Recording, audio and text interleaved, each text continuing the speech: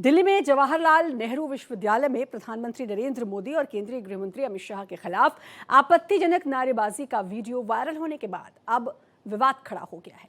JNU के Sabarmati hostel के बाहर कुछ छात्रों ने मोदी शाह की कब्र खुदेगी जैसे नारे लगाए। बीजेपी इसे हिंदू विरोधी और देश विरोधी मानसिकता बता रही है, तो लेफ्ट के नेतृत्व वाले जेएनयू छात्र संघ ने इसे विचारधारा की लड़ाई बताया है। लेकिन सबसे बड़ा सवाल ये उठता है कि देश के प्रधानमंत्री के खिलाफ अपशब्दों और गाली गलौज का दौर आखिर कब तक चलेगा। एक तरफ देश की जनता लगातार भारी बहुमत से नरेंद्र मोदी और बीजेपी को जिता रही है, वहीं उनके विरोधी लगातार गाली गलौज करते नजर आ रहे हैं।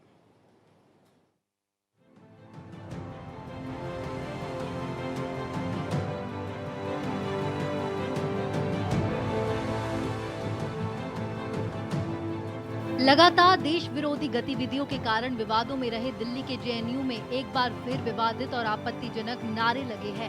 इस बार बीजेपी विरोधी विचारधारा के कुछ छात्रों ने साबरमती हॉस्टल के बाहर प्रधानमंत्री नरेंद्र मोदी और केंद्रीय गृह मंत्री के बारे में आपत्तिजनक नारे लगाए। इन आपत्तिजनक नारों का वीडियो वायरल होने के बाद एक बार फिर जेएनयू की संस्कृति पर सवाल उठने लगे हैं।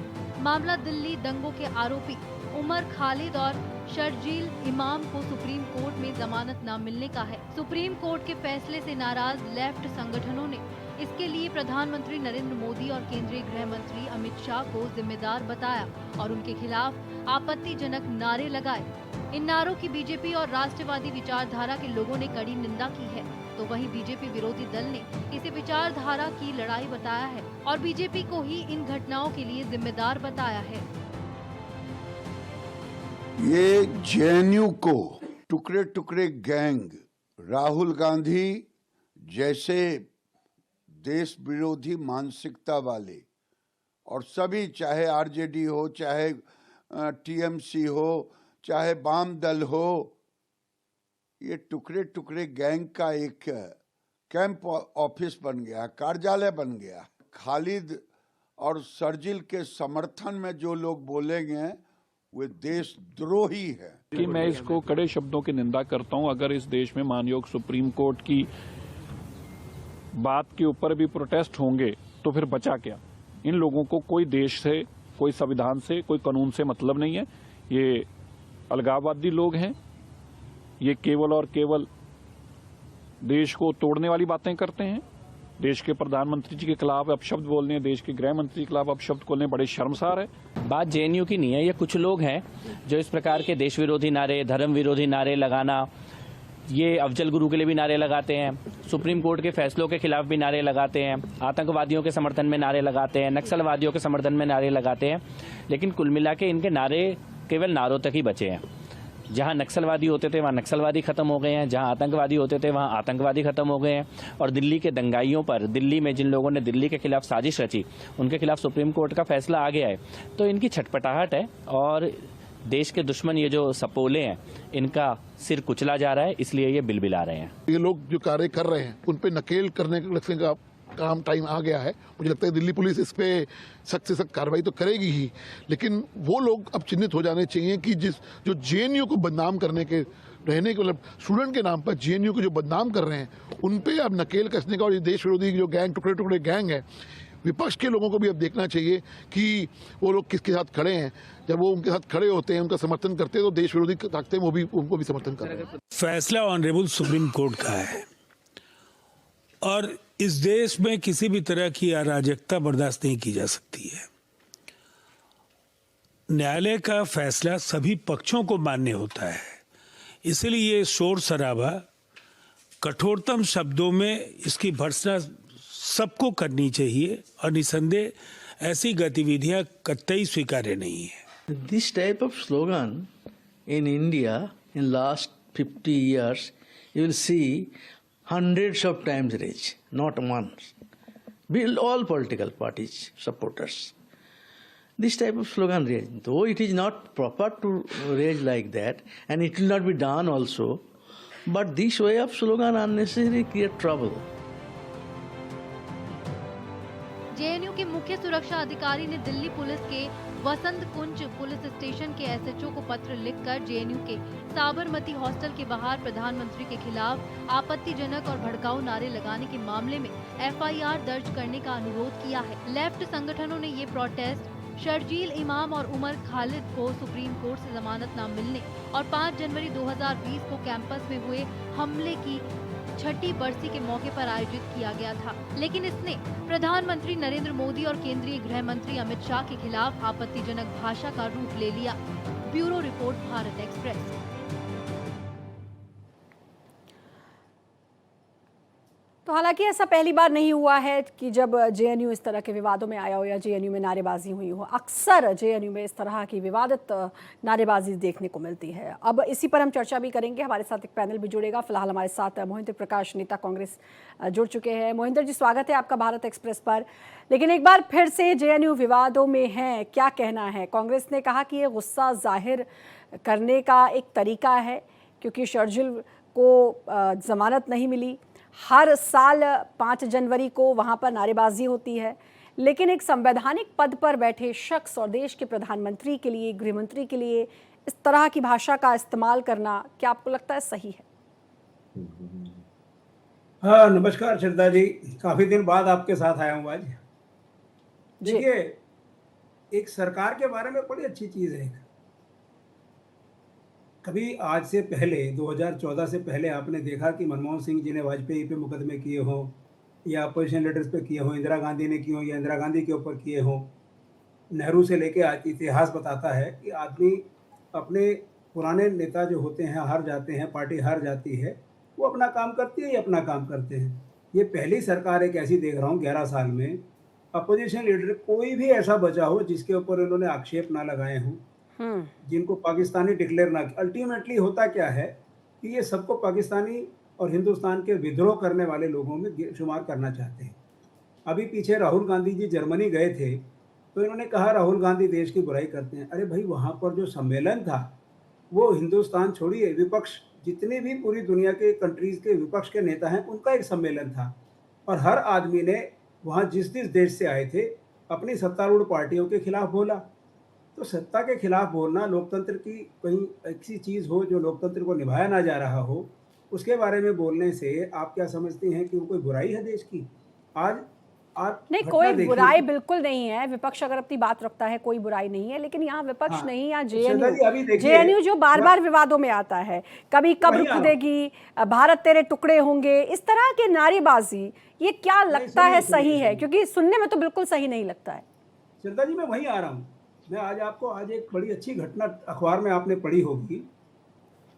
ट्रंप साहब ने वेनेजुएला के प्रेसिडेंट को अपने आप उठवा लिया और जेल में डाल दिया लाकर। और साथ में क्या कहा उन्होंने कि मोदी जो है, इस तरह से बोला उसने, मैं तो मोदी जी कहूँगा, लेकिन जो ट्रंप ने कहा मोदी जो है वो मेरे से डरता है, लेकिन उसे उतना काम नहीं किया जितना मेरे को खुश करने के लिए होना चाहिए। वो मुझे खुश करने की कोशिश करता रहता है। और साथ ही साथ ये खबर है कि भारत ने रशिया से तेल कम कर दिया है और अमेरिका से चुपचाप ज़्यादा लेना शुरू कर दिया है। ये किसकी चमचागिरी कर रहे हैं भाई?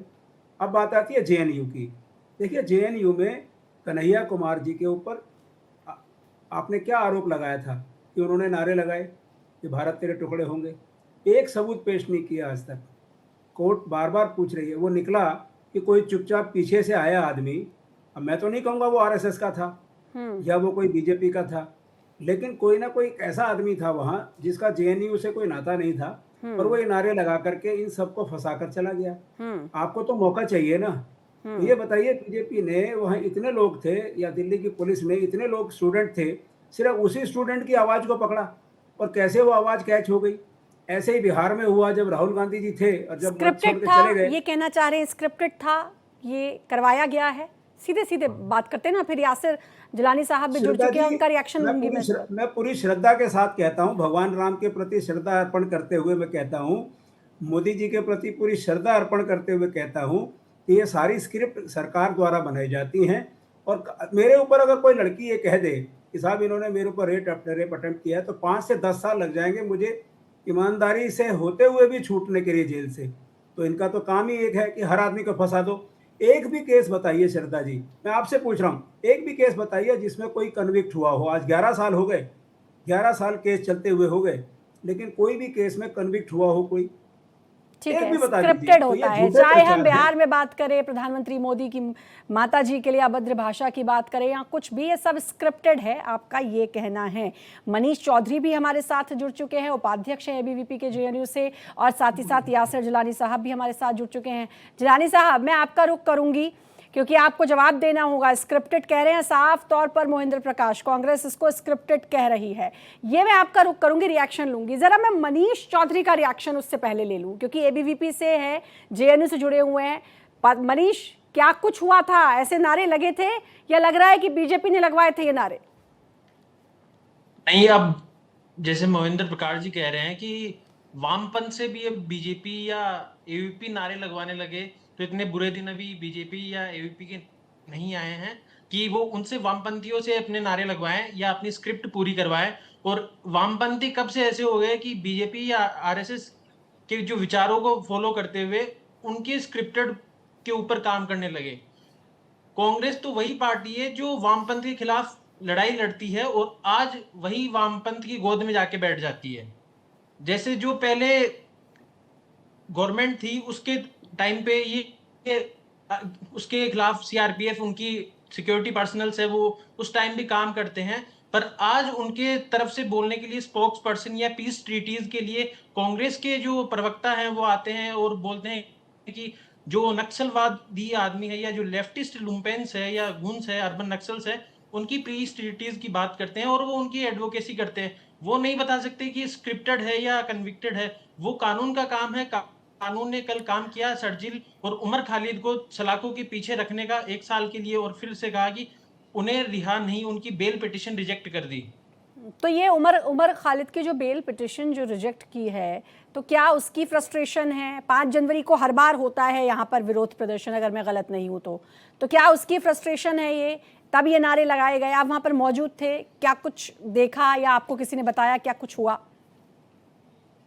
देखिए, ये प्रोटेस्ट कॉल जो 5 जनवरी को हर साल होता है, ये इन्हीं के गुंडों द्वारा जब पेरियार हॉस्टल पे अटैक किया जाता है, जो आईसी घोष है, इनकी प्रेसिडेंट कैंडिडेट रही है जेएनयूएसयू की, वो जाती है और वहां पर मॉब को लीड करती है और कॉमन स्टूडेंट्स के साथ वायलेंस करती है और उन्हें हरास करती है। और उसके बाद में उसी हर साल ग्लोरीफाई करने के लिए 5 जनवरी की तारीख फिर से चुनी जाती है और इस साल भी गोरिल्ला मार्च करने का साबरमती पे कॉल दिया जाता है। वैसे ही जैसे एयर पोल्यूशन के नाम पे ये इंडिया गेट जाते हैं, वहां से हिडमा के समर्थन में नारे लगाते हैं, हिडमा अमर रहे, ऐसे नारे लगाते हैं। ये सेम वही अपने हिडन एजेंडा को रखते हैं। पहले किसी और चीज के लिए प्रोटेस्ट कॉल देंगे, फिर बाद में अपने जो हिडन एजेंडा है उसको पूरा करने के लिए वो जाते हैं और उसी के तहत शर्जील इमाम और मतलब एक स्ट्रेटेजी के तहत किया जाता है, आपका ये कहना है, एक स्ट्रेटेजी के तहत ये किया जाता है। अब यासिर जिलानी साहब, आपसे मेरा सवाल, हमारे साथ हमारे राजनीतिक विश्लेषक भी जुड़ चुके हैं। संजय जी, बहुत बहुत स्वागत है भारत एक्सप्रेस पर। आपका रुख भी मैं लूंगी, आपका क्या रिएक्शन है वो भी मैं समझूंगी, लेकिन जिलानी साहब, स्क्रिप्ट रचती है बीजेपी एक, और स्क्रिप्टेड होता है सब कुछ, चाहे बिहार में प्रधानमंत्री की माता के लिए अभद्र टिप्पणी की बात हो या फिर जेएनयू में मोदी शाह तेरी कब्र खुदेगी जैसे नारे हो, ये सब आप लोग स्क्रिप्टेड है, आप लोग एक स्क्रिप्ट रचते हैं। ये मेरा कहना नहीं है, ये मोहिंद्र प्रकाश जी ने अभी भारत एक्सप्रेस पर कहा है। क्या रिएक्शन, क्या जवाब? देखिए, जिस तरीके से कांग्रेस पार्टी भ्रष्टाचार की प्रकाष्ठा दिखाती रही है, वैसे ही अब उनके नेता, कार्यकर्ता और हाईकमांड सब मानसिक तौर पे भ्रष्ट है। मामला आप जेएनयू पे बात कर रहे थे, जेएनयू का पूरा जो मामला है वो आप पहले समझिए, उसके बाद मैं इनके इतिहास को भी इनके को खोल दूंगा। एक लेटर जेएनयू एडमिनिस्ट्रेशन की ओर से बसंत कुंज थाने में भेजा गया। उसमें उस पत्र में विश्वविद्यालय की सुरक्षा विभाग ने कहा कि जेएनयू छात्र संघ ने एक 10 बजे करीब night of residence with guerrilla dhaba नाम से एक कार्यक्रम आयोजित किया था 30-35 लोगों का, जो अभी हमारे एबीवीपी के माननीय उपाध्यक्ष जी बता रहे थे। उसमें 30-35 लोगों की बात कही गई। उसके बाद होता क्या है कि जब ये लोग इकट्ठे हो जाते हैं तो इनका जो हिडन एजेंडा होता है वो सामने आ जाता है। वो जब सामने आता है तो उसमें वो पहले विपक्ष को क्वेश्चन पे लाके खड़ा करते हैं, उनको बोलते हैं, उसके बाद वो बोलते बोलते भारत के खिलाफ हो जाते हैं। यही इनका इतिहास रहा है। आपत्तिजनक भाषा, अभद्र भाषा का प्रयोग जेएनयू कैंपस में लगातार होता रहा है, जिसका मुख्य कारण आपने देखा है कि 2 दिन पहले उसी जेएनयू से निकले 2 छात्रों के साथ सुप्रीम कोर्ट ने जो सुप्रीम फैसला दिया है, उससे ये लोग बौखलाए हुए हैं। और बौखलाहट इस कदर है कि कल उसकी फिर उन्होंने कोशिश करी कि एक नया रंग रूप दिया जाए। उस नए रंग रूप में ये देने में सफल इसलिए नहीं हो पाए कि पुलिस भी मुस्तैद है, तत्परता से काम करती है और सौहार्द भाईचारा का संदेश जो इस सरकार का सबसे ऊपर रहता है, उसके तहत हम सौहार्द को बिगाड़ने नहीं देंगे। हमारी पुलिस ये चाहती है और चीजों को संभालने की कोशिश करी। अब हमारे जो कांग्रेस के मित्र थे, उनकी मैं बिंदुवार तरीके से बात करूं, उन्हें देखिए कितना मजा आ रहा था कि एक देश का राष्ट्रपति है जिसने मोदी जी को मोदी करके, वो उनकी लैंग्वेज का हो सकती है, लेकिन वो अपने आप से कह रहे हैं, कहने दीजिए, हमसे कोई अगर जो हमारी कूटनीति का हिस्सा है उस आधार पे किसी तरह की चर्चा होगी, हम उनका मुंहतोड़ जवाब देने के लिए भारत बिल्कुल हमेशा तैयार रहता है। हम किसी से आपकी तरह थोड़ी है कि छुप छुपा के चाइना में जाके अपने आप को गोल सेटल करेंगे, पाकिस्तान में जाके खामोशी से सुन लीजिए, थोड़ा डेकोरम मेंटेन करिए, वरिष्ठ आदमी है, थोड़ा डेकोरम मेंटेन करिए। आपके टाइम में बोला नहीं मैंने, आपको सुना है और दूसरे लोगों ने भी सुना है आपको। आपकी तरह थोड़ी है कि पाकिस्तान पहुंच के मणिशंकर भैया कहते हैं कि अब देखिए आप इनको या तो महेंद्र प्रकाश जी जवाब सुन लीजिए, उन्होंने धैर्य से आपकी बात सुनी थी, आप भी सुन लीजिए, पहले जवाब सुन लीजिए, आपका रिएक्शन भी लिया जाएगा। कांग्रेसियों के पास इतनी बौखलाहट है, बेचैनी है, इतनी ज्यादा इनके पास कुतर्क है, इनके पास किसी तरह का सहनशीलता नाम की कोई चीज नहीं है, इसलिए ये बौखलाहट में इस तरह की बातें करते हैं। ये विलुप्त होने के कागार पे खड़े हैं। उसी बिहार में, जिस बिहार की ये चर्चा कर रहे थे, उस बिहार में इनको इतना करारा तमाचा वहां की जनता ने मारा है, उसके बाद भी ये सुधरने का नाम नहीं ले रही। जिस साफ पानी में उन्होंने जाके तैराकी करी थी, लोगों ने इनके खिलाफ मैंडेट देके बता दिया कि राहुल गांधी को वो एक्सेप्ट नहीं करेंगे। उनकी विचारधारा इतनी तोड़फोड़ की है कि राहुल गांधी को भारत में एक्सेप्ट नहीं किया जाएगा। ये खूनी वामपंथी विचारधारा के साथ खड़े होते हैं, ये माओवादियों के साथ खड़े होते हैं, ये जो लोग भारत के खिलाफ हैं, जो भारत को तोड़ने की बात करते हैं, कांग्रेस उनके साथ खड़ी हो जाती है। मामला ये पूरे देश के टुकड़े कर रहे हो तुम, हिंदू मुसलमान करके। अरे हम देश को पैदा नहीं हुआ। आप जो बात कह रहे हैं, कम से कम अपने गिरेबान में जाके 75 से लेके इतिहास उठा के देखिए। पाकिस्तान करते रहते हो, पाकिस्तान और फिर भी हम दुनिया के देश में कंधे से कंधा मिला के लेके चल रहे हैं। आपके अंदर तो इतनी सहनशीलता नहीं है, इतनी सहिष्णुता नहीं है कि आप डिबेट के अंदर कूद के आते हैं। आपके टर्म में कोई नहीं बोलता, लेकिन आप कूद के इसलिए आ जाते हैं कि शायद आपको राहुल गांधी सुनेंगे। महेंद्र प्रकाश राहुल गांधी नहीं सुनने जा रहे। वहाँ पे ऑलरेडी जो सिस्टम उन्होंने बना रखा है उसमें बहुत लंबी लाइन है, वहाँ कोई फायदा नहीं है। आप ये समझने की कोशिश करिए कि जेएनयू जैसे कैंपस में अगर आप देश विरोधी नारे लगवाएंगे, आप देश के खिलाफ बात करेंगे, तो हमारी पुलिस, हमारा एडमिनिस्ट्रेशन इतना सख्त है कि आपको कड़ी से कड़ी सजा देगा। अरे मणिपुर में क्या कर रहे हो तुम? आज तक मणिपुर में कुछ कर पाए तुम? आज भी मणिपुर चल रहा है, तुम क्या करोगे यार? डरपोक किस्म के लोग। मणिपुर में ठीक है, चलिए घूम फिर के बात मणिपुर और जगह जगह चली जाती है, लेकिन मुद्दा ये है, सुनिए प्रकाश जी, मुद्दा हम जेएनयू के मुद्दे पे बात कर रहे थे, हम जेएनयू के मुद्दे पे बात कर रहे थे, लेकिन ये अमेरिका के ट्रम्प इनके जो आजकल नया चच्चा हो गया है, उस नए चच्चा के पास पहुंच गए। एक भी केस लगाया कभी? एक भी कोर्ट से कन्विक्शन आया कहीं से? मुकदमा लगा के छोड़ देते हो, भ्रष्टाचारी बोलते हो। आप भ्रष्टाचारी जेल जाके आ चुके हैं, चिंता मत करिए, और जो लोग बचे हैं वो भी जेल जाएंगे, वो भी जेल जाएंगे। ठीक है, मुद्दे पर रहते हैं। सुनिए संजय जी, एक बड़ा सवाल यहाँ ये बनता है कि जब भी बात जेएनयू की आती है, भाई वो वहाँ तो बच्चे पढ़ाई के लिए जाते हैं ना, जितने छात्र जाते हैं, विद्या हासिल करने के लिए जाते हैं, लेकिन वहाँ पढ़ाई छोड़कर ये हमेशा इस तरह के विवादों में जेएनयू क्यों संलिप्त रहता है? ये एक बहुत बड़ा सवाल है। मुझे लगता है ये एक मेन चिंता का विषय है जेएनयू के लिए खास तौर पर। आप अनम्यूट कर लीजिएगा प्लीज।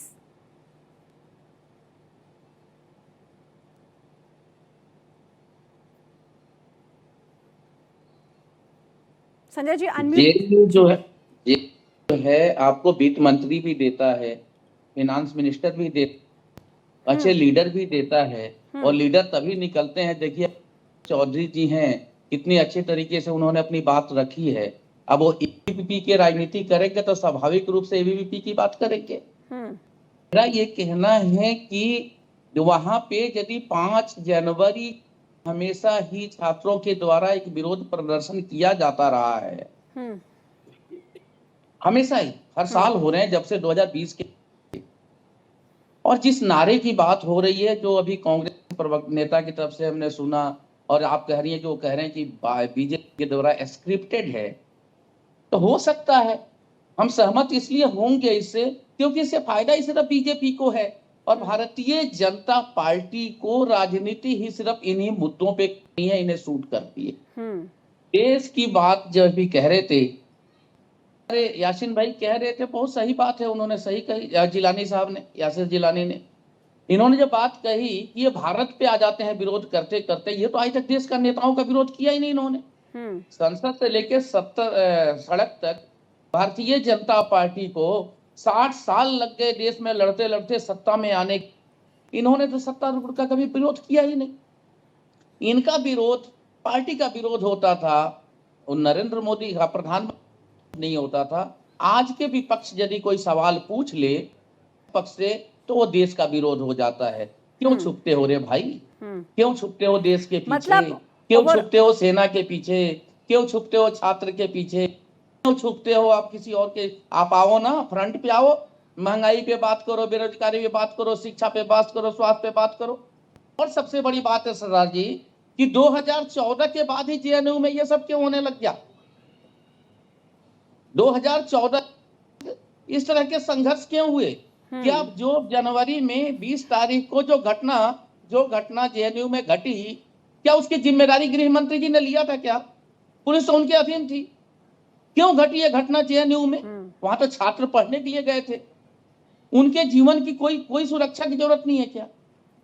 तो जिनके भारतीय जनता पार्टी ने एक परिपाटी शुरू की, जो कांग्रेस के पहले सरकारों में देखने को मिलता था कि नेता जिम्मेदार माने जाएंगे, रेल हादसा रेल मंत्री त्यागपत्र देंगे, यदि किसी तरह की हादसा होगा मंत्री देंगे, लेकिन क्या मंत्री कहीं नहीं, कोई नहीं है। ये तो घंटा दिखा देते हैं सीधा इनके मंत्री आज के दिन में। तो ठीक है, चलिए कुछ भी हो जाए, ये ठीक है। कुल मिलाकर जेएनयू आपका कहना है कि अगर वहां पढ़ाई के साथ साथ राजनीति का अड्डा है तो वहां से बड़े बड़े पॉलिटिशियंस निकले हैं, और जो कुछ भी हो रहा है 2014 के बाद बीजेपी सीधे सीधे जिम्मेदार है। जिलानी साहब, ये बड़े आरोप लग रहे हैं आप पर।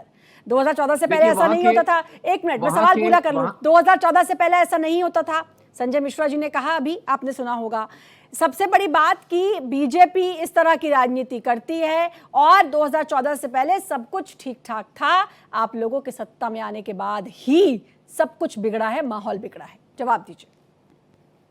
देखिए, मुझे लगता है कि मिश्रा जी ने बहुत अच्छी उनकी फैक्ट फाइंडिंग रहती है, लेकिन वो ये थोड़ा सा इंसाफ नहीं कर पाते हैं कि वहां से सबको पता है कि फाइनेंस मिनिस्टर निकलते अच्छे वामपंथी विचारधारा के लोग निकले, लेकिन वहां 2014 से पहले ये नहीं कहा जाता था कि प्रधानमंत्री और गृह मंत्री की कब्र खुदेगी। क्यों खोदेंगे कब्र? क्यों कौन ये इन छात्राओं को, वो जो अध्यक्ष है इस वक्त की मौजूदा, कोई मिश्रा करके है, मुझे पूरा नाम ध्यान नहीं है, मिश्रा जी आप बताएं कि कौन उनको कह रहा है ये कहने के लिए कि भारत के प्रधानमंत्री की कब्र खोदिए? कौन क्या उनका इस कब्र को खोदने से, उनके खोदने से कब्र खुद जाएगी?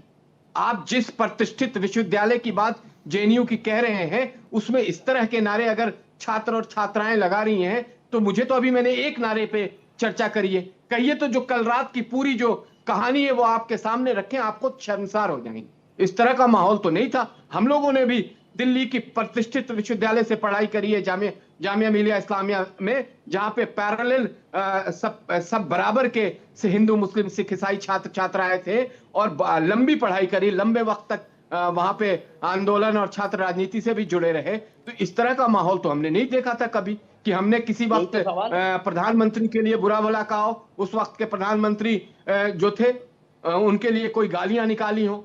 आप अगर उनको सपोर्ट इस बात पे करेंगे तो आप इंसाफ नहीं कर पाएंगे।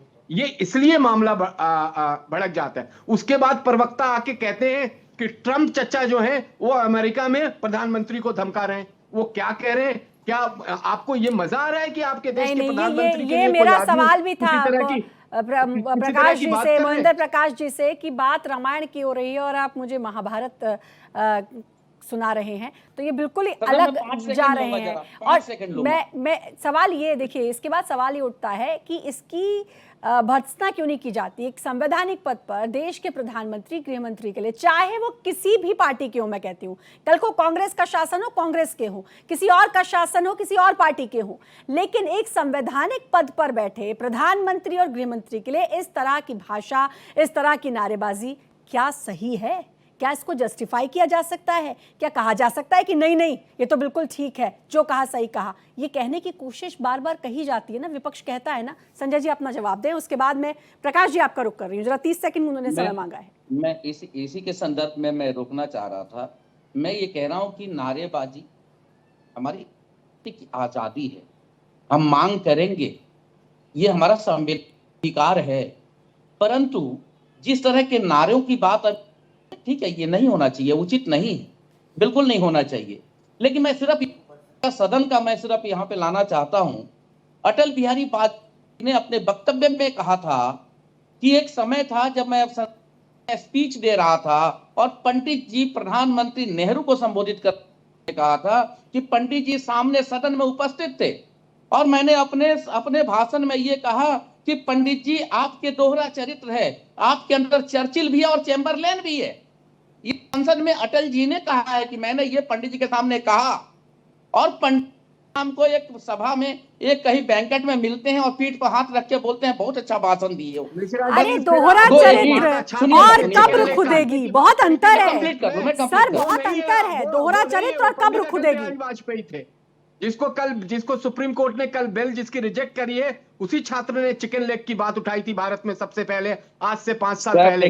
नॉर्थ ईस्ट को कैसे अलग करना है, किस तरीके से दिल्ली के दंगों उस पर भी चर्चा करिए ना। वो महान पंडित अटल बिहारी वाजपेयी महान विभूतियों में से एक है। आप किनकी तुलना आप कर रहे हैं? जिन लोगों से महान नहीं थे क्या? किनकी तुलना? और उस वक्त के नारे क्या थे कहिए तो मैं बताऊं। 80 से लेके 90 की राजनीति, जब हम सड़क पे संघर्ष कर रही थी भारतीय जनता पार्टी, मेरा टाइम है, किसी की खबर नहीं खोद रही थी। होने दीजिए। नहीं एक सेकंड मैं ये कहना चाह रही हूँ संजय जी, नहीं मेरी बात तो पूरी आ जाने दीजिए। 30 सेकंड का मैंने वक्त दे दिया, 20 सेकंड और दे रही हूँ, उसके बाद प्रकाश जी भी इंतजार कर रहे हैं, उनकी बात बिल्कुल दे दीजिए, सबको दे दीजिए, मेरे को 20 सेकंड दे दीजिएगा। इन्होंने जो कहा महान विभूतियों में थे अटल जी, बिल्कुल सम्मान करता हूं मैं, लेकिन क्या विभूति नहीं मानते ये नेहरू को? नहीं मानते क्या? नहीं, ये तो उन्होंने कहा भी नहीं। उन्होंने कहा कि आप शर्जिल इमाम से आप कंपेयर कर रहे हैं अटल बिहारी वाजपेयी जी को। विभूतियों में से एक नहीं थे क्या? रुक जाइए, मैं ये कह रहा हूं, अटल जी की अगली लाइन तो सुनिए। अटल जी ने कहा एक वो समय था, लेकिन आज के भारतीय राजनीति के परिप्रेक्ष्य में इस तरह की बात करना मौत को दावत देने के बराबर है। जब उनकी एक वोट से सरकार गिरी थी तो एक लाइन और कहा था, उस पे भी आप चर्चा करिए। ये स्थिति किसने पैदा की है देश में 2014 के बाद? इसकी जिम्मेदारी एक लाइन अटल जी ने, देखिए पता है क्या, आप जस्टिफाई कर रहे हैं, आप कब्र खुदेगी लाइन को जस्टिफाई कर रहे हैं। नहीं, आप बार बार जस्टिफाई कर रहे हैं कि जो कहा सही कहा करते हैं, इसकी जिम्मेदारी भाजपा की नहीं होगी। सुनिए ना संजय जी, आप जस्टिफाई करते हुए नजर आ रहे हैं, मतलब मोदी शाह तेरी कब्र खुदेगी, सही कहा, क्योंकि आपने हालात ऐसे पैदा कर दिए कि आप ये बात कह सकते हैं। आप यही कहना चाह रहे हैं ना? मैंने बिल्कुल नहीं कहा, मैं कह रहा हूं इस तरह के शब्दों का प्रयोग होना ही नहीं चाहिए। ये अब हम नारेबाजी करेंगे, हम मांग करेंगे, अपनी सरकार से अधिकार है, परंतु गलत शब्दों का प्रयोग करना ये हमारा ना विपक्ष का अधिकार है, विरोध करना जरूर करे, हर एक नागरिक का विरोध करना अधिकार है और वो करना चाहिए, लेकिन उसकी एक मर्यादा होती है जो किसी को भी नहीं भूलनी चाहिए। संविधान का सब लोग सम्मान की बात करते हैं तो संवैधानिक पद का भी सम्मान करना चाहिए। जब देश के प्रधानमंत्री पहना रही थी भारतीय जनता पार्टी, जब कहां चला गया था सम्मान और संविधान? जब इनके एक सांसद चूड़ियां पहना रहे थे इस देश के प्रधानमंत्री को, अरे इसमें भाई साहब, ईरानी वो तो चूड़ियां बेच रही थी, तब ये कहाँ तो चला गया आंदोलन बेटा? का हिस्सा चलिए होता सुनिए है। संजय जी, मुझे कब्र संजय खोदने जी, की शुरुआत बात नहीं मुझे इन्होंने लग रहा करनी है की है। महेंद्र प्रकाश जी से आप ज्यादा तो आंदोलन हमारे की बात राजनीतिक कभी नहीं कही विश्लेषक गई थी। परेशान है। चूड़ियां जरा तो महेंद्र आंदोलन का प्रकाश जी हिस्सा का मैं है, रिएक्शन ले हमेशा लेती से हूँ। रहेंगे। भारतीय परंपरा और इतिहास को उठा के तो देखिए मिश्रा जी, मैंने आप देखा पढ़िए, है। आप तो पढ़ने लिखने मैंने वाले देखा है, आदमी तभी हैं, रोना आ रहा है आप तो पढ़ने लिखने वाले कि आदमी भारतीय हैं, जनता पार्टी ने हमारे संस्कृति को खत्म लेकिन किया कभी है। कब्र खोदने की बात नहीं करी। चलिए ठीक है और तेरे प्रकाश टुकड़े जी, होंगे आजाद, ये कभी नहीं प्रकाश कहा। जी मैं आपका रिएक्शन ले लेती हूँ। मोदी जी, मनीष के मोदी इंतजार में रहिए, 2014 एक के बाद सेकंड, में एक सेकंड। स्क्रिप्टेड होने लगा। 2014 के बाद में क्यों होने लगा? मैं उनको बताना चाहूंगा कि 2014 के पहले भी 1984 में साइंड डिक्लेयर किया गया और 1 साल तक के लिए यूनिवर्सिटी बंद रहती है, और फिर से 2009 में फिर से वही होता है, आगजनी होती है जेएनयू में। तब किसकी सरकार थी? 1984 में किसकी सरकार थी? तब बिल्कुल क्या विचारधारा है आपकी साहब? हम मनीष- सवाल ना पूछें। मनीष धारा आप रुक अन्याय करूंगी करना मैं है, आपका। चले जाओ। सवाल तब पूछिए वो ना, कहाँ थे? सवाल तब आप उनके चाइना पूछिए। के साथ झूला झूलाते रहे। आप गलत कोट मत उसके करिए बाद ना, की बातें उनके स्क्रिप्टेड लगती है। हम देशद्रोही हो गए। वाह, कैसी नहीं, बात हमने है कब कहा साहब। देशद्रोही है? लोगों को बोलना बंद कर दीजिए, सबको देशद्रोह लगा दीजिए जो विपक्ष के लोग हैं। आपसे सवाल नहीं पूछेंगे, देशद्रोही घोषित कर दीजिए, हमने- बना दीजिए कोई मैंने कानून आपसे ऐसा। कभी देशद्रोही लगाइए आपको कहा ही संजय नहीं, जी ये तो आप देशद्रोह, कह रहे हैं, कि मैं ये आप प्रधानमंत्री कह से रहे सवाल ही हैं। ना लेकिन पूछूं। जो देशद्रोही वाली हरकत करेगा उसको हमारी एडमिनिस्ट्रेशन और हमारी पुलिस छोड़ेंगे नहीं, ये आपको वो मैं बता पहले रहा से चल रहा है, वो पहले से चल रहा है। देश में कानून है, लेकिन आप उसको राजनीति में ना घसीटें। हूं। हम तुष्टीकरण की राजनीति नहीं करते, ये आप समझ आपने लीजिए। किया है, हम सबसे नाम ज्यादा देख के, तुष्टीकरण हम की नाम राजनीति देख के आपने थाने किया। से भगाने का काम नहीं करते।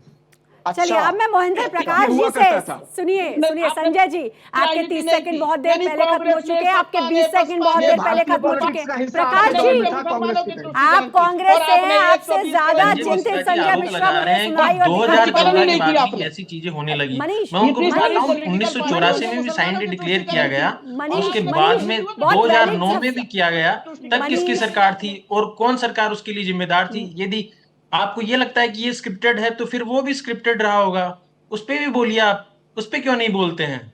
और जब आप शर्जील इमाम जो और उमर खालिद जो चिकन नेक कॉरिडोर को अलग करने की बात करते हैं और जेएनयू से नारे लगाते हैं कि हमारे जैसे 50 लोग हो जाए तो हम भारत से चिकन नेक या नॉर्थ ईस्ट को अलग कर सकते हैं, उनके समर्थन में भी कहीं ना कहीं आप दिखते हैं। क्योंकि यदि आप उनका समर्थन कर रहे हैं तो मीन्स आप कहीं ना कहीं उस भारत की इंटीग्रिटी पे भी सवाल खड़ा कर रहे हैं। क्योंकि जब फंडामेंटल राइट्स की बात कर सकते हैं, आप फ्रीडम ऑफ एक्सप्रेशन की बात कर सकते हैं, क्रिटिसिज्म की गवर्नमेंट की बात कर सकते हैं, तो आप ये नहीं भूलिए कि फंडामेंटल ड्यूटीज भी है जिनमें सोशल हार्मनी और इंटीग्रिटी की बात कही गई है, उन्हें भी हमें फॉलो करना है। ये बहुत वैलिड बात, बहुत वैलिड सवाल जो है मनीष ने पूछा है। 140 करोड़ लोगों की जिम्मेदारी है, आप करिए ना। बोलूं या कि धर्म के आधार प्रकाश पर जी आप करिए। बोल लीजिए। मैं बार बार ये बोल के दुखी हो चुकी हूँ कि भाई आप कांग्रेस से हैं, लेकिन मुझे लग रहा है कि कांग्रेस से संजय जी होते तो ज्यादा अच्छे से और डिबेट हो जाती। जरा नहीं, मैं प्रकाश कह जी रहा हूं, अपनी धर्म कह करके मत करिए ना। प्रकाश जी अपनी आप- बात आपका रखें। विधायक आप सुनिए यदि संजय जी, रेप जरा तो उनको भी जेल अपनी भेजेंगे। बात रखने का मौका विपक्ष देने का रेप दीजिए। ना करे, आरोप लग गया तो अपना संजय जेल जी, भेज संजय देंगे। जी वो विपक्ष की ये तरफ मत से ही बोल रहे हैं, करिए उनको ना, उनकी मैं ये बात कहना रखने चाह का रहा हूं। प्लीज मैं रिक्वेस्ट कर रही हूँ। मैंने आपको इनफ समय दे दिया है, बोलिए प्रकाश जी।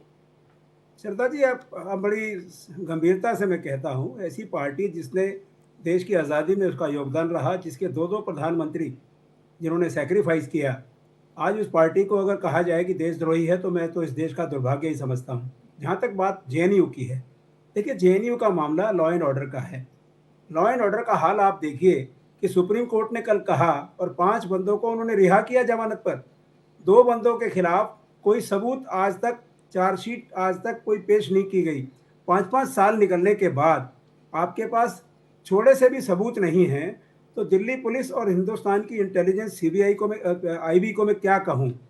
आप 5 साल बीतने के बाद भी चार्जशीट तक दाखिल नहीं कर पाते और सुप्रीम कोर्ट को ये कहना पड़ता है कि भाई जांच में जल्दी कीजिए।